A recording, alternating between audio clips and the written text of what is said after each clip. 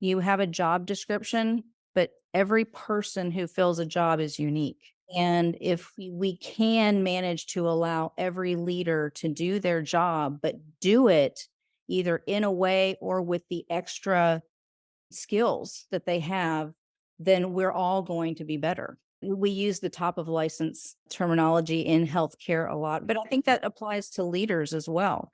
And when you have leaders who have robust experience, why not let them bring that in and apply it and don't hold them back? Don't restrict your leaders. Comes back to that trust, that empowerment, and that encouragement of all of your employees, but it applies to your leaders as well. Welcome to the Unleashing Leaders podcast, where we work with willing leaders to accelerate the changes you seek. We'll learn from the experiences of different leaders facing real challenges and distill practical, purposeful steps to apply in your context. I'm Lee Scott, your curious co-pilot.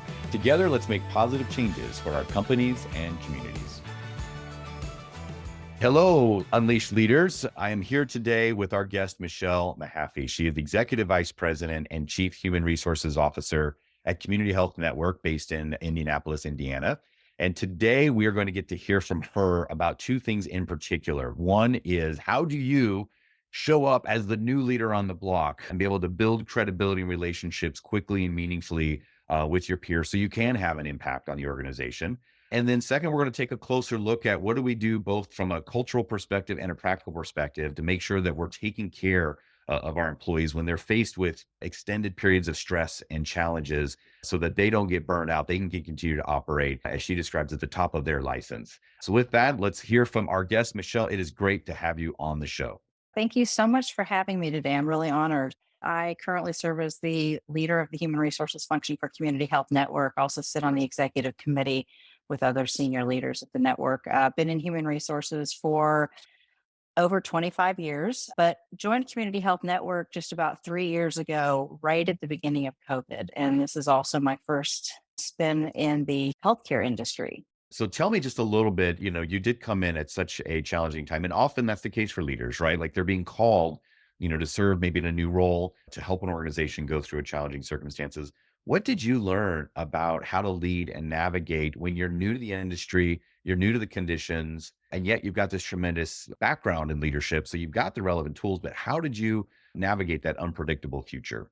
Well, I came in feeling very similarly to everyone around me. We were all in a world of unknown. They called it the new normal, right? And there was nothing normal about it. I did feel fortunate that I did have a pretty good grasp on leadership, and I was able to, for my own indoctrination, fall back on leadership fundamentals. Mhm. And sometimes I think we take those fundamentals for granted, but being transparent, being genuine, really demonstrating trust in other leaders and other employees.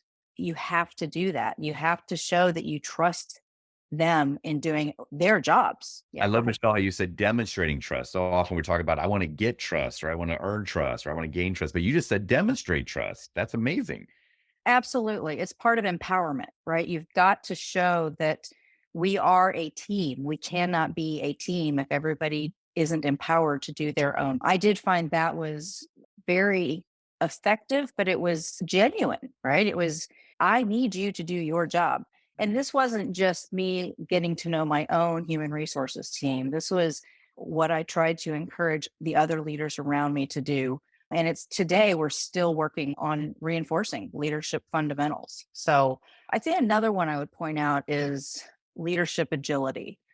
Being able to adapt is hard. It's hard for everybody. But as a leader, it's of the utmost importance because when you're having the unknown thrown at you every single day, being able to adapt for yourself and then adapt for everyone that you're leading at the same time.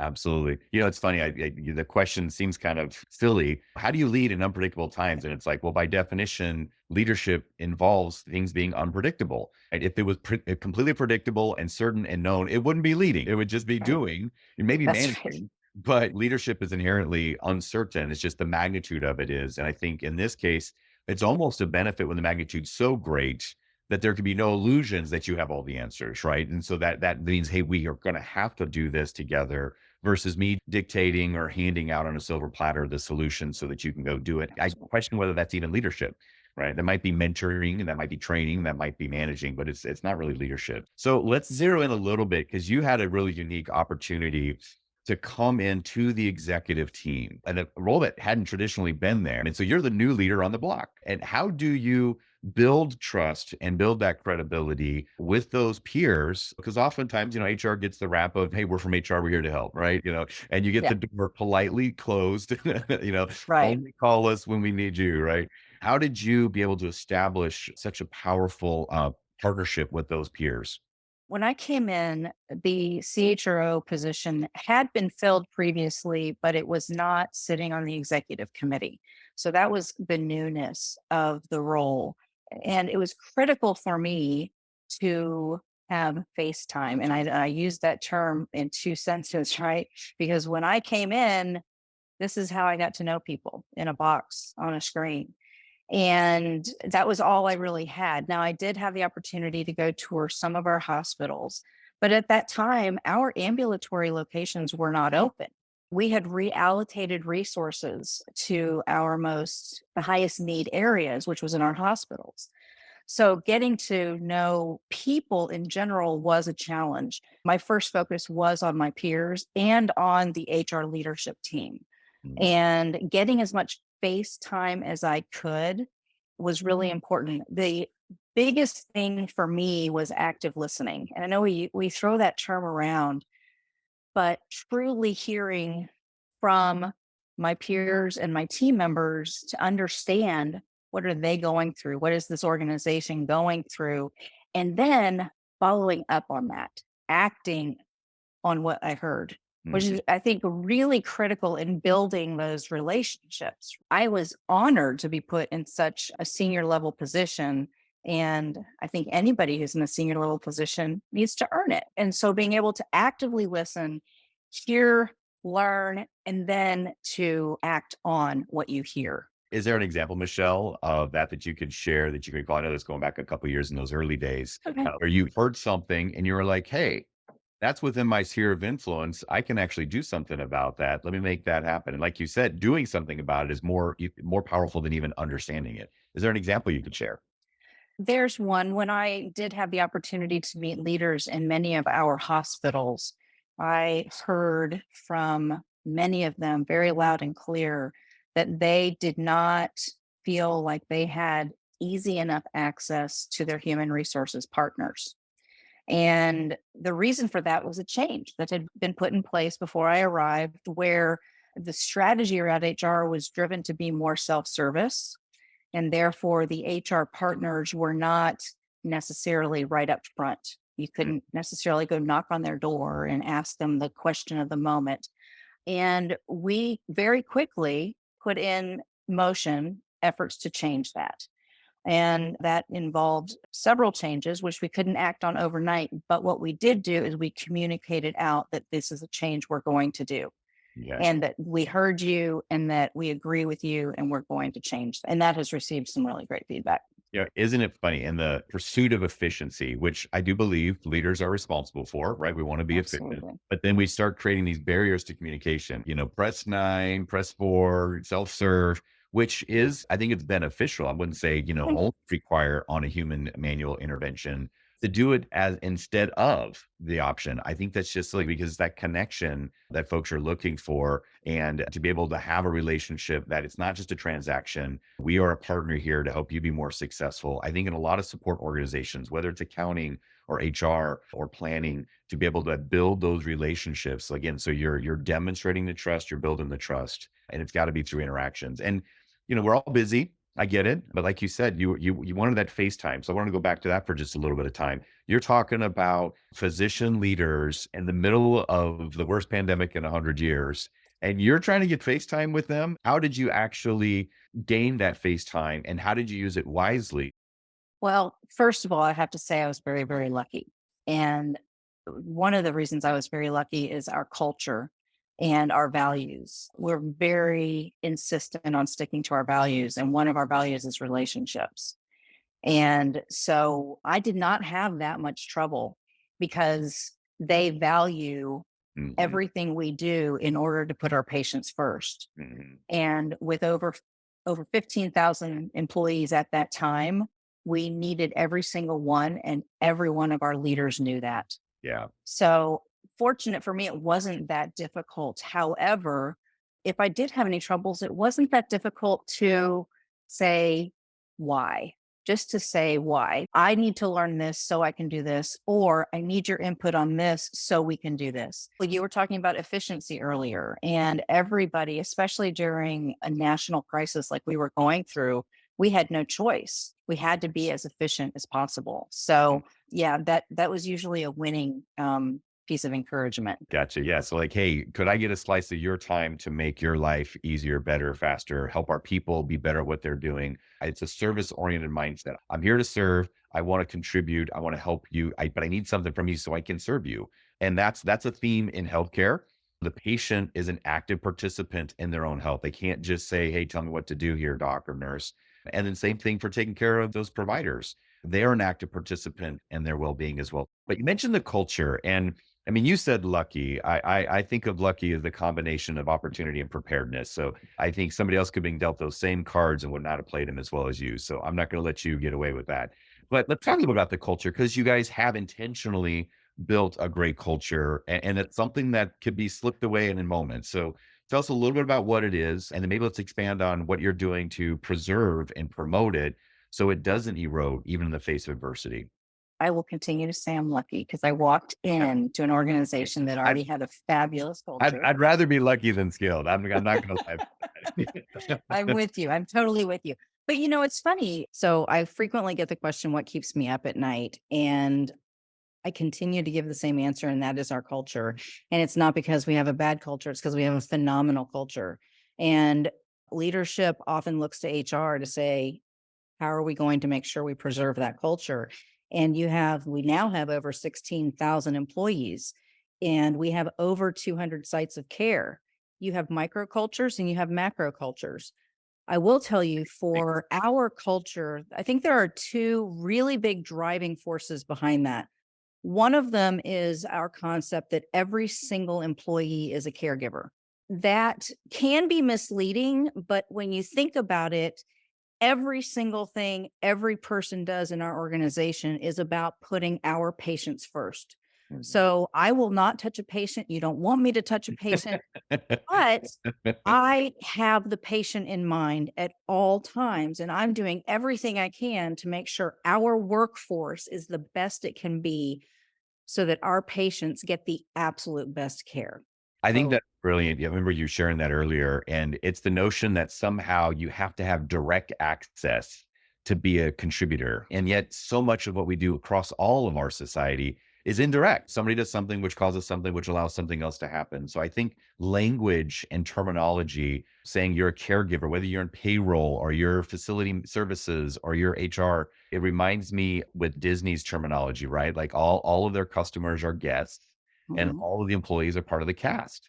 yeah, And like you're on stage. And so I think in your context to be able to say, hey, we're all caregivers is a reminder. Now, again, some people's like, but I'm not doing this. Is like, but you are indirectly. And I think that's probably something, even with new employees, you have to remind them and help them reroute around versus saying, well, there's the providers and then there's admin. Well, you've already created an us them environment. And that's not what you want in any organization. I mean, we have different roles, but we're yeah. all here to win this game.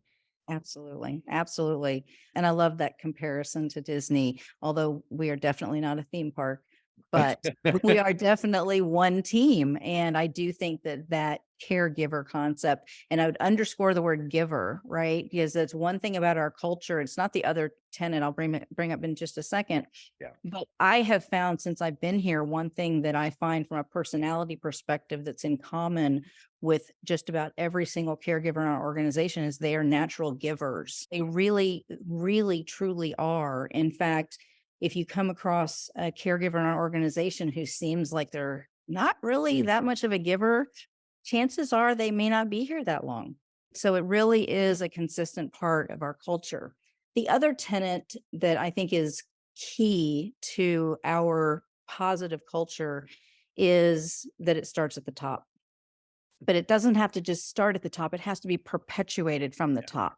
Yeah. And we have Great a distinction. phenomenal CEO who is so wonderful at putting people first. He puts patients first, he puts our caregivers first, but he sets that expectation for his leadership team.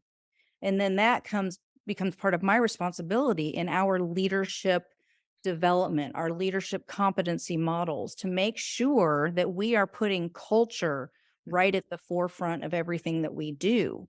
Yeah, so I just think that that whole leadership competency is really important. I will mention an example. Our CEO, Brian Mills, every single Monday, every Monday, he goes in person to our new hire orientation to welcome however many new hires we happen to have that week. And Mm. some weeks it's over 100 people.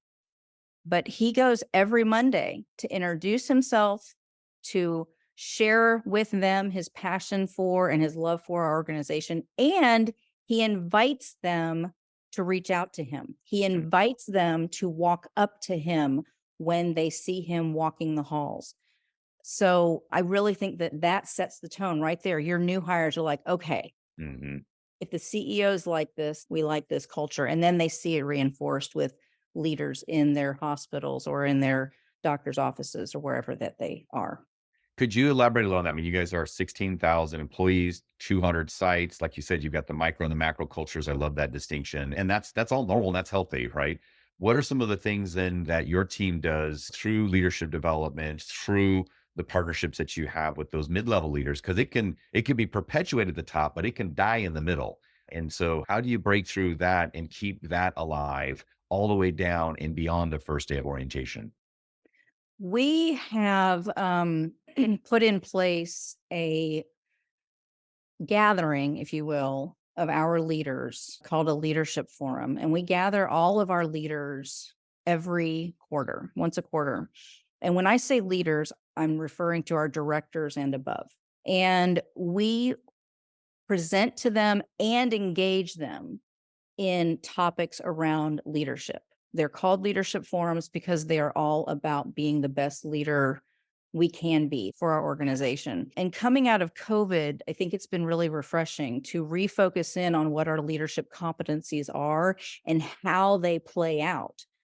I Could you give find an example of one of those competencies just to help ground it with folks? What's a practical example of one of your competencies? Maybe one that wouldn't be as obvious for a healthcare organization. we referred to agility a little bit earlier, and that is Okay. one of our leadership competencies. But I think another one that's really critical is effective communication.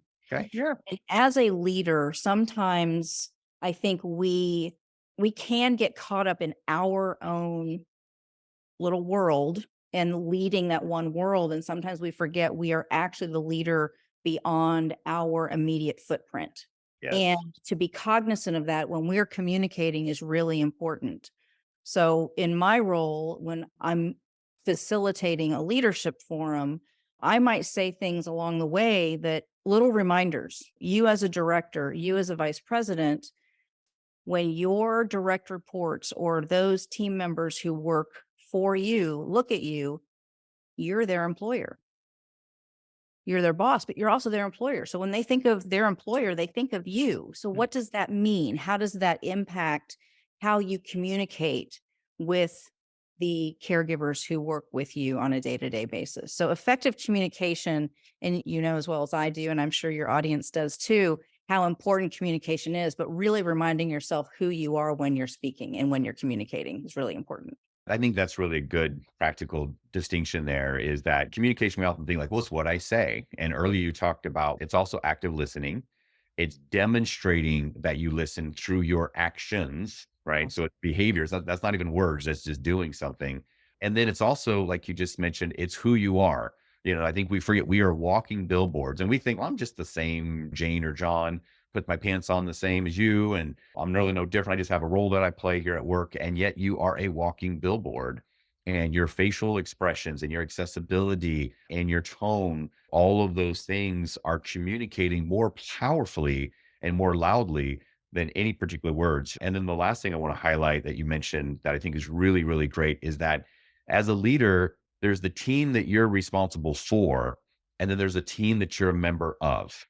Right. And so, yes, you've got your area. Maybe you're the facility manager, or maybe you're the foreperson of this thing, or maybe you're the director of this thing. So that's your reporting organization. And you're definitely setting a tone there, but you're still a member of a team that's also lateral. And I think oftentimes we have struggles because our loyalties still split, right? Like, hey, I'm trying to do what's best for the organization and I'm trying to do what's best for my people.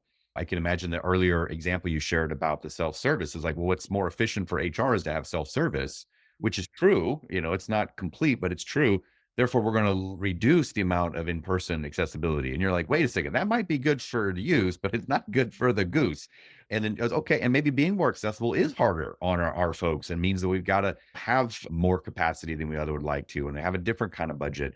But I think recognizing that there's a tension there between the team that we're a member of and the team that we lead. And in both cases, we're the bridge, and how we're communicating really is what's making that happen. I would actually add one more dimension because Lead. you're a leader of your people. You're a leader as a member of a leadership team, but you're viewed as a leader to everyone else too. Mhm, mhm. So we have several nursing leadership teams across our organization, and they're visible not just to the nurses who work in their organization, they're Yes. visible to all of the nurses. So I just want to add that because that is something we try to reinforce, that in your effective communication, you are communicating to people you might feel a little bit more intimate with, but you have a bigger audience than you might think. Yeah, there's people watching. Yes, I absolutely. like the expression more is caught than taught. So they're always seeing what you're doing and how you're doing it. And that's leaving little micro messages to be a patient-centered organization that is literally dealing with life or death situations, is literally dealing with a magnitude of challenges. You're still choosing to invest the time, your CEO with the new hires, your leadership forum with all of your directors and above, to invest in these competencies, agility, communication, relationships. It's a conscious investment because it's perishable, right? It will go down if you don't keep investing it. So, what would you say to those folks who say, like, hey, we don't have time to build relationships? We don't have time to invest in developing skills and competencies when they're not dealing with life and death. What would you say to that limiting belief? I would ask them who they think they want to be in the future. Mhm. And if they can't make that investment right now, are they going to be able to achieve it?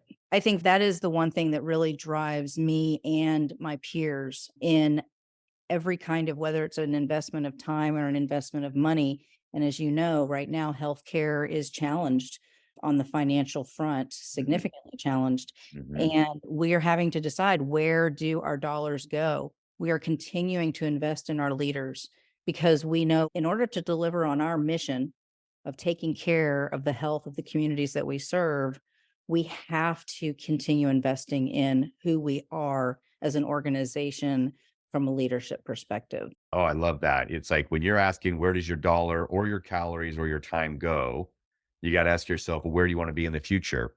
Yeah. And let that determine where you're investing it versus like, well, what do I need to do today? And it kind of reminds me of the definition of insanity. It's like so many Americans are like, hey, I want to retire wealthier than I am today, 20 years from now. And it's like, okay, well, what are you doing today about that? And it's like, well, today I got bills to pay, man. I don't know what you're talking about. Right. But they believe that somehow by doing what they've always done, they're going to get something that's different. Right. And that is the definition, of course, of insanity. So Yes, that um, is. pull that future state into the present moment and say, is doing what you're doing today going to get you where you want to be tomorrow? Well, I'd love to shift our focus a little bit here and talk a bit about this phenomenon of burnout and sustainability and resilience. And it's, I think, particularly poignant for you to be able to highlight it for a couple of reasons. One, you talk so much about being a caregiver. My mom was a nurse. I was an EMT. Almost every member of my family is in the medical profession in some way, shape, or form. And there's a lot of caregivers. But I find that sometimes those who are naturally most willing to give their care can also really be challenged at receiving care. And I think all leaders to an extent have this challenge, but particularly leaders in healthcare. So talk a little bit about what you have done to help address the burnout, which you guys had started this before you even hit the pandemic, but then it accelerated. Got this great acknowledgement in the Indiana Business Journal recently. And then I'd like to drill in on what are we doing, even though the resources made available, what are we doing to get the caregivers to receive those resources? Thank you for asking that question. It is an ongoing effort on behalf of my team and I would say all of the leadership at Community Health Network. During COVID, we found, not surprisingly, that our demand for EAP services went up.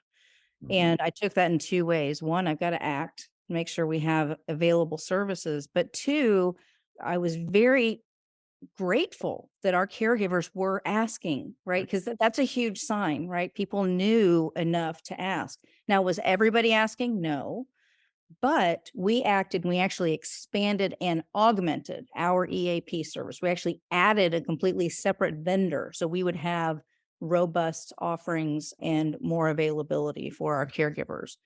We also had already in place a team called the RISE team. You may be familiar with this, Resilience in Stressful Events. And that team is made up of internal leaders and caregivers, but it's a 24-hour access service, if you will, for our caregivers and teams. And during COVID, you can imagine the trauma that's going on. And so that team was in place to be available on site or virtually as needed to support people in taking care of themselves through trauma. For those not as familiar with that, Michelle, could you just elaborate for another minute or two about like who's on that team and how is it staffed? Like, are these other people who are also working and they're tapped to be paged and they get called into these conversations? Are they dedicated? Tell us a little bit about how someone might structure that. And not everybody's going to have a 16,000 employee organization that they're doing it, but I think being able to see like what's possible and then they can break down maybe what might be potentially probable for them in their organization.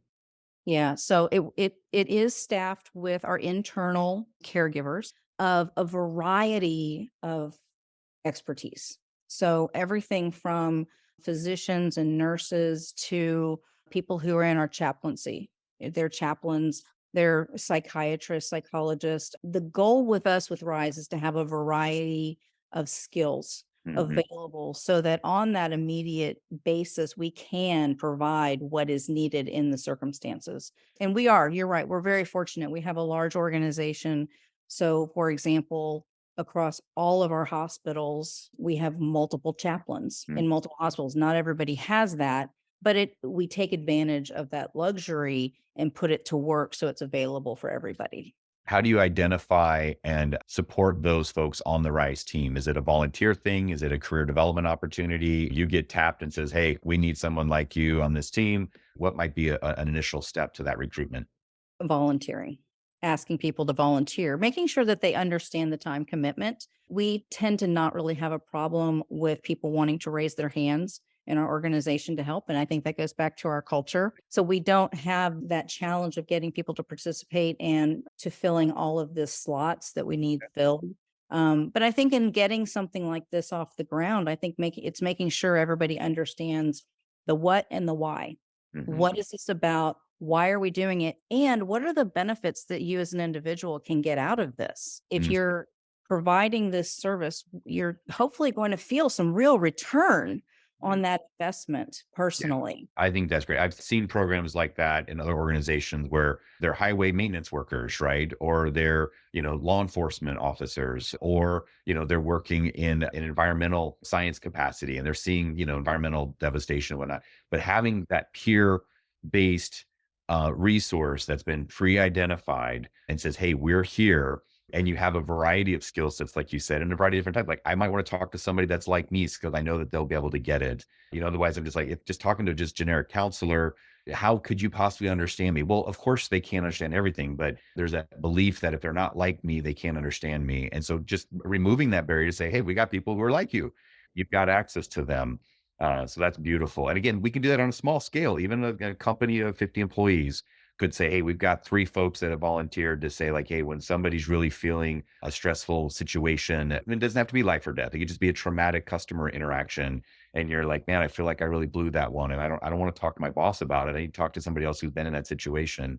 That create that peer support. So that's the support side of the equation, right? The resources are available. Right. Right. Now, how do you get these givers to take it, and take advantage of it? So I saw that you guys have a pretty good adoption rate. I want to say it was about 40% utilization, which is remarkable. And again, I think that speaks to a lot of the things you've done preparatory that are paying dividends. But what is it going to take to get to 50% or even 60%? What are some ideas that you guys are working on? Well, we have done a good job throughout the pandemic, and I would even say before the pandemic, Mhm. of communicating regularly with our caregivers about what's available and helping them think through identifying a potential need. Oftentimes, when any human hears a suggestion that here you might need this kind of service, we're not likely to act on it right away. But if we get educated on what's available and how to access it, then in the moment when we're finally like, you know what, I think I might be able to benefit from that and I know how to do it. So, communication. I would also add that throughout COVID and even today, our CEO does recordings, video recordings for our caregivers, and he does them every few weeks. During COVID, it was actually every week. And he would include a variety of topics in there that go back to a lot of those competencies we talked about earlier, being totally transparent, demonstrating trust and confidence in our caregivers, and then also sharing with them reminders of how to take care of themselves. And he will also share with them how he's taking care of himself. Those are some of the things we've been doing. There's a lot more too, but yeah. Well, no, we got just a few more minutes. I'd love to hear maybe a couple other ones, but I really like the one where it's saying like, hey, I think, and this is part of a mental health challenge I think we have across this country of folks of getting over the stigma of saying like, we all have moments in our lives, some of us more than others, and some of them are longer than others, but we all have them. To need help is to be human. And I know with caregivers, especially, I mean, my mom was the most generous giving person, but it was like impossible to get her to receive anything. We had to drag her kicking and screaming to some medical appointments. But I think to be able to remind us, look, if you're not receiving care, you're not giving somebody else the opportunity to give care. And just think about how much joy that creates in you as a contributor and as a servant leader. If you're not giving others the opportunity, you're actually denying them. And so it was a way of kind of psychologically like, okay, hey, you're actually giving them the opportunity to give to you so they can receive what you get. And it was like, well, in that case, I'll go ahead and take one for the team and talk to somebody who can help me with my challenges.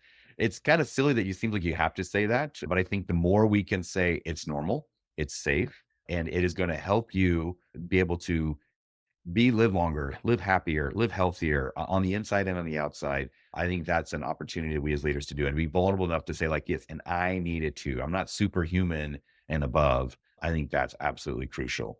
So I'll share one more. We just launched this actually this year. It's a program, if you will, called My Care at Community. And I describe this as, so if you work for a car dealership, you might expect that you get the best deals on Mm, cars, mhm. right? Well, when you work for a healthcare organization, we may not be able to reduce prices, but what we can do is make sure you have the best access to care possible. And so we actually developed our own concierge line Okay. for caregivers and their family members to have direct access to finding the care they need when they need it. Now, of course, we strive to make sure that our patients have the best care that they need when they need it as well. But Mhm. to extend a dedicated line for our caregivers, Yeah. it's conveying that sense of you are special Yeah. to us. And we were doing everything we can to make sure that you can get what you need when you need it. So, again, we just launched that earlier this year. And so far, it's going really, really well. Well, it's a good reminder that oftentimes our employees are also our customers. Yes. Right? I worked in restaurants and I eat at restaurants, and, I worked as an EMT and I've been serviced by EMTs. So, we have to remind Ed that, we are customers as well. And that is a big challenge in healthcare. I get the need to balance it, but to say like, hey, if we're not finding a way to make access possible internally, how are we ever going to learn how to do it more broadly externally? Beautiful. Well, Michelle, I really appreciate you sharing some of what it takes to be the new leader on the block and a little bit about the culture and practical ways that people could help extend some of those techniques in their organizations. Michelle, any closing thoughts you'd like to share with our listeners or anything exciting you have coming up in the near term that is keeping you an agile and effective communicating leader that you do to keep investing in yourself?